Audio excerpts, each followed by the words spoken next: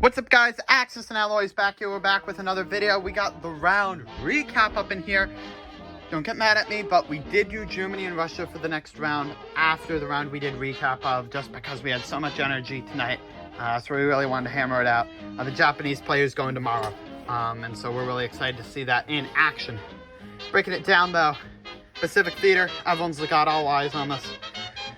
Soviets on their second turn came down into Manchuria. Japan took Kansu, but they fought back there, building a factory in French Indochina, developing here, developing Navy here.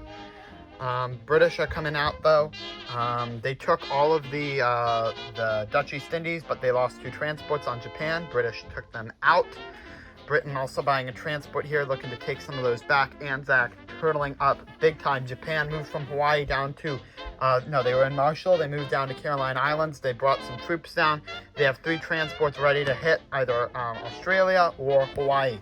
Anzac in the United States, myself and my fellow player, we decided to coordinate up on this. We put an Anzac transport, sorry, an Anzac cruiser and an American cruiser. That's protecting the fleet. They can only hit the fleet with planes. They're not going to do that. They don't want to risk that Air Force there. So, we're turtling up here.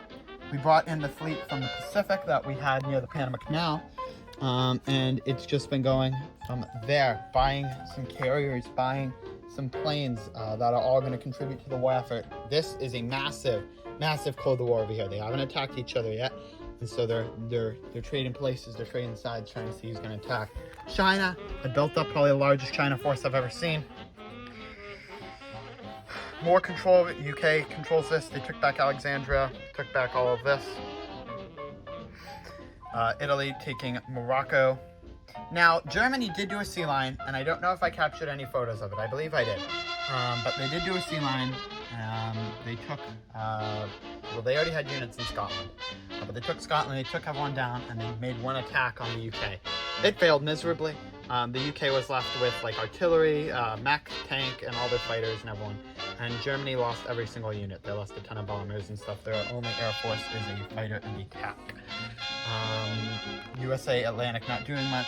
UK Europe is buying transports here. So because Germany did that on the second turn, Big Turtle.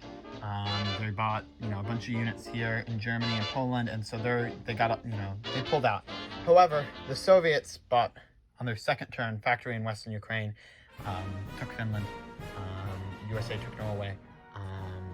And so the Soviet Union actually, I believe, has more infantry on the front lines because they moved every single unit they could to eastern Poland.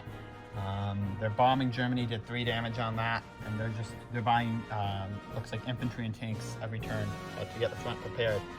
Italy had a chance to attack Bessarabia or eastern Poland, but they didn't do that, so on the Soviet second turn, they could consolidate the Navy and consolidate the troops down here. Italy also doing a German strategy of turtling.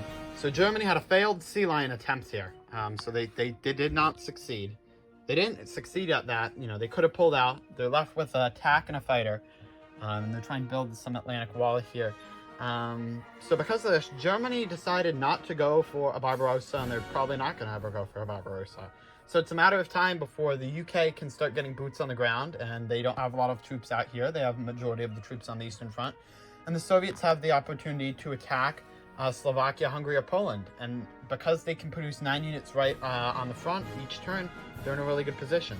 Sure, they violated the Mongolian rule, but they're winning in northern China, and they're winning over in Manchuria and Korea. The Soviet Union is making more than Germany by a long shot. They're 7 off from making more than Japan. But with their NOs of controlling Finland, they're rolling in it. They're doing really good here. So they're looking pretty excited. The Soviets, myself, my other allied player is really liking what we're doing with the Pacific. And just is going to be focusing on the Atlantic. It is going to be Japan's turn. So we've already done 1 round plus Germany and USSR. So I tried to make this pretty quick, probably talked a little too fast, but wanted to get this video out as soon as possible. And yeah, so overall, the Allies have the advantage here. They obviously have a little more Navy, and they're trying to catch up in the carrier game. My allied player really likes carriers from there. I might buy one in the Med. So overall, looking really great. The Soviets, I'm really happy what I've done with them. They haven't been attacked yet, so they've been able to really make a lot of troops, employed. So I'm really liking what we're doing. I'm feeling really positive about how this game's going. So I thank you all for watching. This game's going it's going a little faster now. We've been trying to do a game turn each night, but we had a period where we didn't do a turn for 4 days, so we've been trying to hammer these out. Well, I thank you all so much for watching. I'll give you one last look over at the Pacific, and then we'll give one last look over in Europe,